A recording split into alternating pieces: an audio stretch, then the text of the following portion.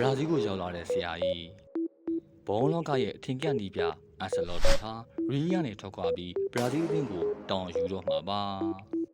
65နှစ်ရွယ်အန်ဆယ်လော်တီဟာရီးယားကို2ကြိမ်တောင်းယူခဲ့ရာဖလားဆောင်လောင်းရရှိခဲ့ပြီးရီးယားရဲ့အောင်မြင်ဆုံးနီးပြအဖြစ်ထွက်ခွာတာဖြစ်ပါတယ်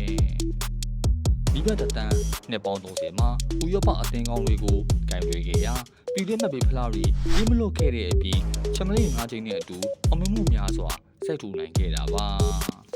မစ္စတာအန်ဆယ်လော်တီကိုကြိုးဆိုပြီးသူ့ရဲ့ဦးဆောင်မှုအောက်မှာခေတ်သစ်အောင်မြင်မှုကိုမျှော်လင့်ထားကြောင်းဘရာဇီးဘောလုံးဖွဲ့ချုပ်ကကြေညာခဲ့ပါတယ်တောင်းတတန်ရှိနေပေမဲ့အန်ဆယ်လော်တီကိုသူတို့ထံလက်လွတ်ပေးခဲ့လို့ရီရဲ့ဥက္ကဋ္ဌကိုလည်းကျေးဇူးတင်နေပါတယ်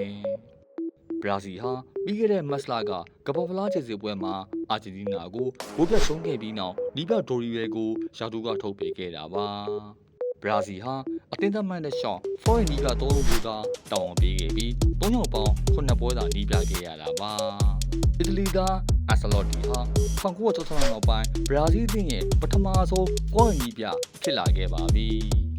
သူ့စီမှာသူ့နှိမ့်မရတဲ့အောင်မြင်မှုအစီအစဉ်တွေရှိနေလို့ဘရာဇီးကရွေးချယ်ခဲ့တာပါဘရာဇီးအသင်းဟာ2002ကကမ္ဘာဖလားကိုနောက်ဆုံးဆုတ်ခဲ့ပြီးကမ္ဘာဖလားပြိုင်ပွဲမှာ10စုနှစ်2ခုကျော်စိတ်ပျက်စရာတွေဖြစ်နေခဲ့ပါတယ်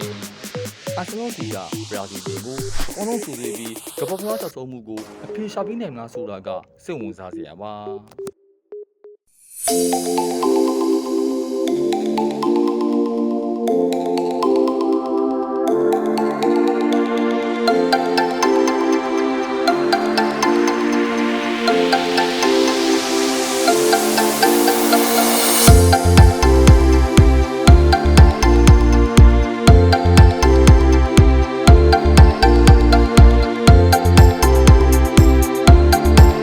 The spice of life.